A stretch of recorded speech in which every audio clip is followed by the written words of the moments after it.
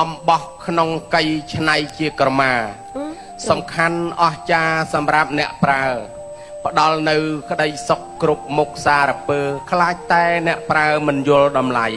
ក្រមាតូចមួយជួយបានគ្រប់គ្រាគ្រប់ខែរងាដណ្ដប់ជួសស្បៃជួយជាកម្រាលក្រាលគេងយប់ថ្ងៃវិច្បាយចំណៃតាមក្តីបំណងអ្នកធ្វើចំការក្រមាជាឈ្នួតទទួលបងជួតពួតជាចំណងគួចថ្នាក់ដកងាយសំពាយជាយថ្នងជាអន្រឹងចងសម្រាប់កូនងាផ្លាស់ប្ដូរងូតទឹកព្រឹកយប់ថ្ងៃកសិករប្រុសស្រីប្រើក្រមាជូតទឹកជូតញើសសម្អាតកាយាបត់កលកែសាជំនួសខ្នើយថ្ងៃក្តៅបែកផ្សែងហែងស្ងួតអង្គក្រមាបត់បង់បក់ឲ្យរហើយជួយជាកម្លាំងញ៉ាំងចិត្តស្បើយប្រានលហែបែលហើយល្វើយធូរស្រាល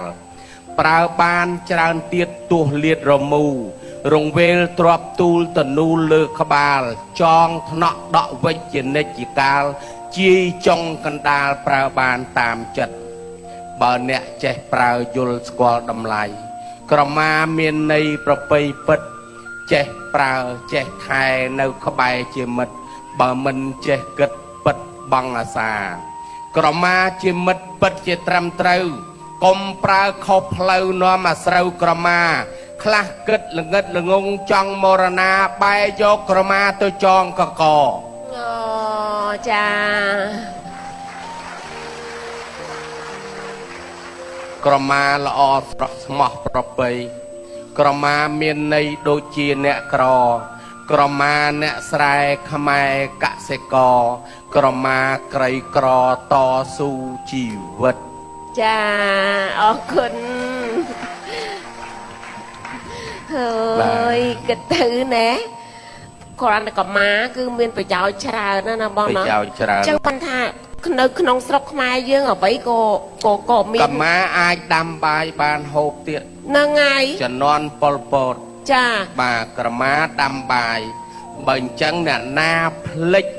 ពីប៉ុលពតធ្វើបាបមិនមែនជាខ្មែរទេហ្នឹងហើយពួកយើងវេទនាណាចាបាទក្រមាហ្នឹងគឺថាយើងដាក់អង្គទៅហើយយើងចងវាហើយដាក់